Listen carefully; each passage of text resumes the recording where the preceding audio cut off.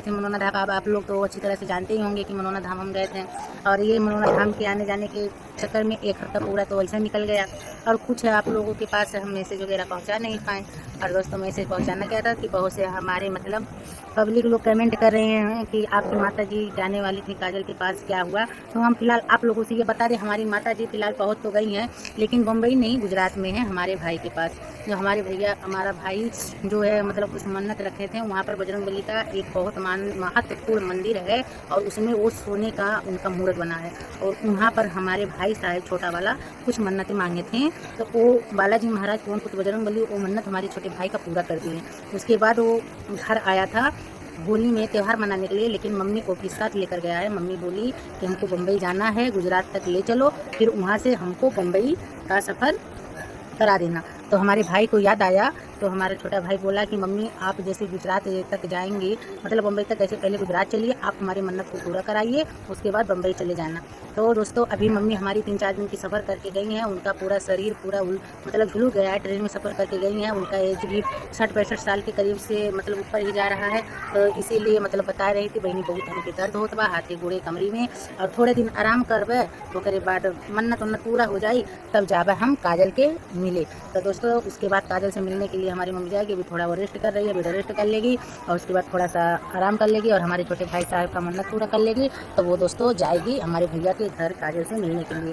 तो दोस्तों, हम आप लोगों को ये बताते तो कैसे बताते हैं, हमेशा सफ़र में, और सफ़र में कुछ बोलो तो आवाज़ इतनी ज़्यादा रहती है कि आप लोगों की कुछ समझ में आता है, कुछ नहीं समझ में आता है, इसीलिए हम ज़्यादा बोलते नहीं थे सफ़र में, लेकिन तभी बोल के बहुत वीडियो डाले हैं, ऐसी बात तो नहीं है कि नहीं डालें। तो दोस्तों, प्लीज़ आप लोग लाड प्यार अपना देते रहिएगा, और देखिए कि इससे आगे क्या होने वाला है, कि वापस आ रही है कि नहीं। हाँ दोस्तों, एक बात और है, जैसे हमारी मम्मी विनोद भैया से पूछी, विनोद मतलब विनोद काले पूछी विनोद कहाँ बा कजली, तो बताएं विनोद भाई कि उसको हम किराए का रूम लेकर रखे हैं, और वो है अच्छी जगह है, सेफ्टी में है, और हमारे मतलब हमको खर्चा पानी किराया वगैरह देते हैं। तो मम्मी हमारी बोली है चल ठीक भाई, आवा की देखा थी तो कौन किराया रूम आवा कहाँ धीले बाटे कहाँ ना है, कितना मतलब कितना सेपरेट में है, कितना होकर खर्चा पानी तुम देर बाटा होता हम देखा तारा भैया बात पता चली। तो यही बात मतलब विनोद भैया से, और हमारे कहने इतना सलोनिया कबू ख्याल नहीं रखे करालू, जितना तो करे रखा थे, हमारी मम्मी कहला कि थोड़ा सलोनिया के साथ ही 10 जने बाटो करे सख्त को जने नहीं बाटा, यहाँ तो थोड़ा रखा जरूरी है। दुनिया का आई बटोर के ये गोरखपुरा ही तो अपने कपड़ा अपने लाता। हमारी मम्मी ये बतिया कहने दुनिया का आई बटोर के गोरखपुरा ही, मतलब सरिता भाभी को गोरखपुरा ही कहते हैं, क्योंकि गोरखपुर की से हैं, तो ये गोरखपुरा ही अपने कपड़ा अपने लाता, और करेगा कहता कसुइया के कीमत घर भर के चुकावे पड़ी, और हम जैसे करे हमें करेगा। लेकिन दोस्तों, ये बात मतलब तब जाकर बड़ा होगा, जब हमारी मम्मी बम्बई भैया के पास पहुंच जाएगी, तब जाकर ये बड़ा होगा, हमको बताना ही नहीं पड़ेगा। जैसे मम्मी काजल से मिलने के लिए बम्बई पहुंचेगी, ऐसे आप लोग के सबसे पहले हमारे घर में मतलब आप लोगों को बताएंगे कि हमारी माता जी आ गई हैं काजल से मिलने के लिए, लेने के लिए, हमें बताने की जरूरत नहीं पड़ेगा। तो दोस्तों, फिलहाल अभी हमारी मम्मी का तबीयत खराब चल रहा है, और जैसे मम्मी का सेहत वगैरह ठीक हो जाएगा तो बम्बई जाएगी, और आप लोगों तक। If you feel that your child needs strong support for his or her growth, take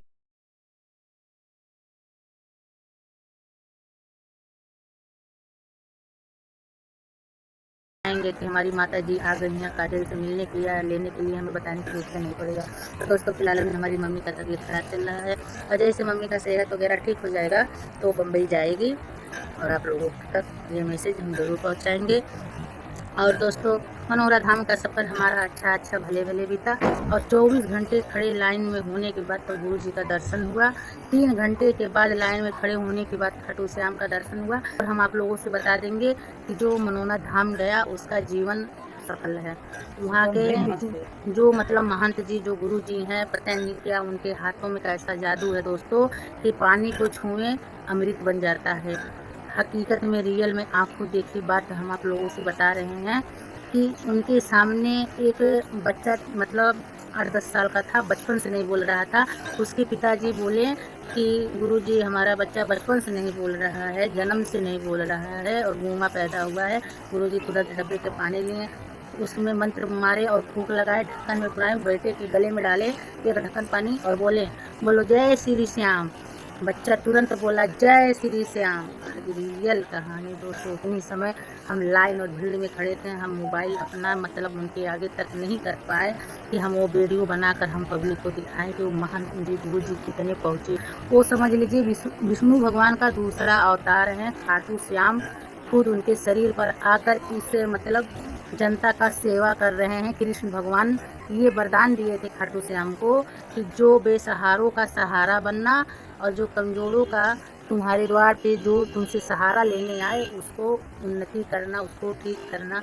हमें तो यहाँ तक यकीन है दोस्तों कि महंत जी को देखने के बाद ऐसा लगता है जैसे खुद खाटू श्याम जी बैठकर सारे भक्तों को आशीर्वाद दे रहे हैं, पानी में फूंक मारे हैं सबसे। लंगड़ा चलने लगता है, बहरा सुनने लगता है, गूंगा बोलने लगता है, अंधा देखने लगता है। कैंसर की चौथी चरण की बीमारी वो भी ठीक हो जाती है, जो लास्ट चरण पर चलते हैं वो भी ठीक हो जाती है दोस्तों, यही बात है। लेकिन एक बात और है दोस्तों, जब हम बताएं हमारे गले के पीछे में सूजन हुआ है, गुरुजी तुरंत ढक्कन का पानी खोलें, हमको पिलाएं। और हम जब से हम वहाँ से आए हैं 6 तारीख से लेकर आज 11 तारीख तक हो गया दोस्तों, एक टिकिया दवा का नहीं खाए हैं, बस वही एक ढक्कन पानी पीते। कसम भगवान की कह रहे हैं, खाटू श्याम की कसम खाकर के वही पानी पीकर हमें, जो कि दिन दोपहर शाम तक हम दवा ही खाते थे, उनके पानी में अमृत है। वो जल श्याम जल जीवन जल है, उसको पीने से ज़िंदगी बच रहा है दोस्तों। आप लोग के घर में भी कोई दिक्कत अगर परेशानी होगी तो ज़रूर मनोना धाम जाइएगा और उनका गुरु जी का दर्शन करिएगा, खाटू श्याम का दर्शन करिएगा और श्याम जल लाइए, अपने पूरे परिवार को पिलाइए, अपने घर में छिड़किए और उन्नति बढ़ाइए। तो दोस्तों अब इसी को हम ख़त्म करते हैं। जय जय श्री श्याम, राधे राधे, जय श्री श्याम, जय श्री श्याम। दोस्तों मिलते हैं अगले वीडियो में, तब तक के लिए राधे राधे, जय सीताराम।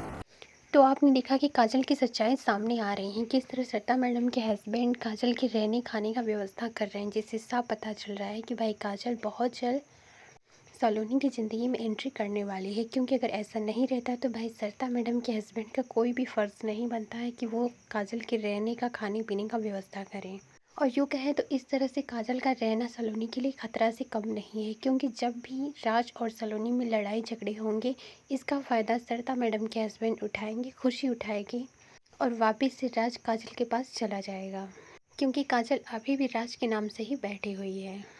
इसलिए सलोनी को चाहिए कि भाई काजल को वापस बुला के और उसकी शादी करके उसे घर से विदा करे, जिससे उसके सर से खतरा टल जाए। लेकिन सलोनी ऐसा कुछ भी नहीं करे, क्योंकि सलोनी बहुत ही मासूम है और वो काजल का नाम भी नहीं लेना चाहती। लेकिन काजल का नाम ना लेने से उसकी समस्या का समाधान होने वाला नहीं है, बल्कि समस्या उसकी और भी बढ़ने वाली है। क्योंकि आप देख सकते हैं कि किस तरह श्रद्धा मैडम के हस्बैंड मुंबई पहुंच चुकी हैं काजल से मिलने के लिए। और इतना ही नहीं, अगर काजल को कोई परेशानी होती है तो वो काजल को अपने साथ भी ले आएंगी।